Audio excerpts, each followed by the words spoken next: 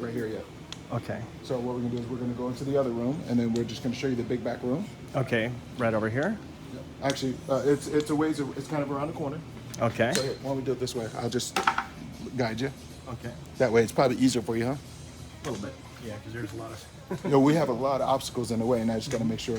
So you bottle your own beer too, huh? We actually do all canning. We used to bottle, but we end up doing all canning. So you come through here, and I'm actually gonna have you stop about right here. Okay. And then what I'm gonna do is turn the lights on, and then you can do a sweet video, and I'll kind of explain a little bit here. Okay. So from the left to the right, or? Yep. So right there, and then just move all the way very slowly.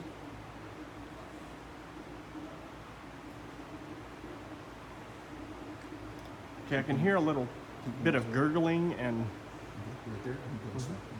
Now, what I'm going to do is I'm actually going to hop in front of the camera and explain it to you. Okay. So this right here is where we have our, what I call it, our fermenting tanks. This is where we have our huge tanks. They're on display. We have a glass window that shows everything. But this is where all the beer and everything is made from start to finish. Nothing leaves this place unless it's a finished product. We used to have cans, but we now only have barrels. And if you were to sweep to the right, sorry, the other way, left, your right, left, my left, yeah. yeah. Keep going a little bit, and I'll tell you to stop. Keep going, keep going, keep going. Keep going a little bit more, and then stop. Now, those big, huge metal tanks are our fermenters, and they work pretty cool. They're pretty simple, and it works like this. They're about maybe this thick, for example. Okay, they have 3 walls: exterior, middle, and interior. The exterior to the middle is filled with foam insulation, and then from the middle to the interior is filled with what's called glycol, or food grade antifreeze. And what that does is that allows us to be able to heat the tanks up and cool it down to a certain temperature so we have maximum production, which is about 70 degrees. Why? Because that is where our yeast will be able to be the most active, and they eat the most sugars in a shorter period of time. So. Interesting. Could I feel one of these tanks? How big is it? Yeah. Oh, we have 3 different sizes. Okay. Now, the 3 different sizes. Whoops, let me move this so it's not in the video. Oh, no problem. So the 3 different sizes are actually, we have 30s, 40s, and 60s. And we're gonna spin you around right here, and here's the tanks. Okay. So here, it almost looks like a silo too, Yeah. where and you then, have a door here. And Okay. then as you rub your hand down, it comes out to a cone, and then it comes all the way down to the bottom. And we do this so that way it allows us to be able to, you know, have a little thing. What do you call it? That's our spout our cleaning spout when we go to drain our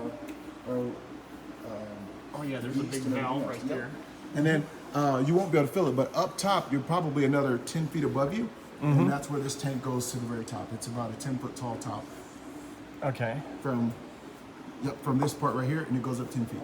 10 feet. So this This is the outer 30-barrel wall. tank, and then we actually have one that goes up about 15 to 20 feet, and that's our 60-barrel tank. This spout right here allows us to be able to pour samples on, so we can do testing on it as we're Okay. doing any production. Okay. And then this right here is, what's that for? That's our door. Oh, that's what the we'll do door, is so- when they're empty, this allows us to be able to clean them out. Plus, right before we fill them up, we will be able to add our yeast into these doors. Mm-hmm. And then once we transfer it over to the back, this we'll close that and seal it, and this will fill it clear full to the top. So it's like a pressure door, like what you'd think of on a submarine, kind of. Yes, exactly. Gotcha. It has a grommet. Matter of fact, when we go over to another tank, I'll be able to show you what the insides of it. and Okay. everything else.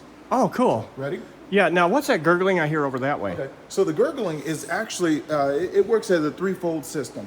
For example, when we get done, our tanks have these overflow tanks, and I'll show you right here. All right. So this right here is where you have this tube right here.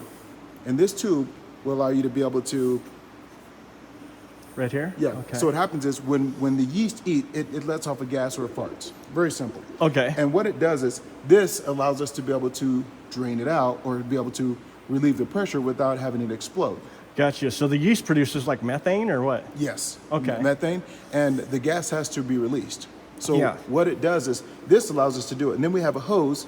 If we come down a little further, and this hose come down, and then if you come here, we actually have the bucket, and it just has regular water, nothing in there.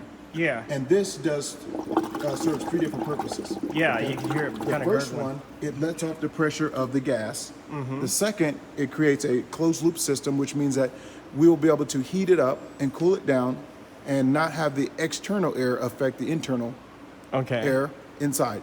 And then the third is sanitation purposes. Yeah. We don't get any bugs or anything that we don't Bacteria want, that- bacteria, yeah. to be able to go down in there, because this hose at the bottom is deep in the water.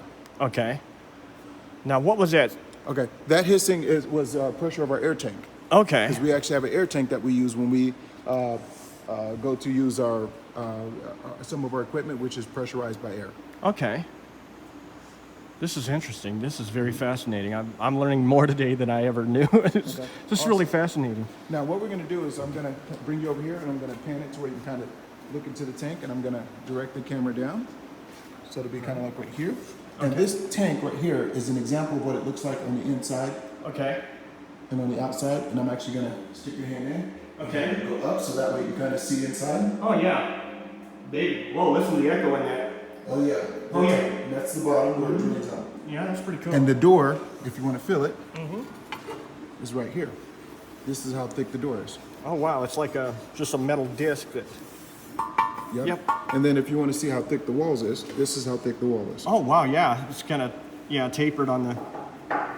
It's all stainless steel. Yep. Huh.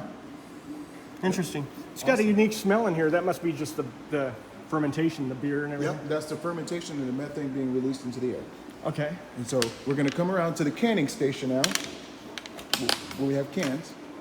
Okay, this way. All right. You're going to come to the right. And I'm going to just kind of stand you over there so that way you can kind of do a quick video sweep of the canning station. And then I'll explain it while we're sitting here. So if you spin around right here. All right. Yep, so you can sweep right and left. Okay. This is where they do all the- more, right there. Okay. And then sweep it back over and then stop right there. Now, this right here is our canning station.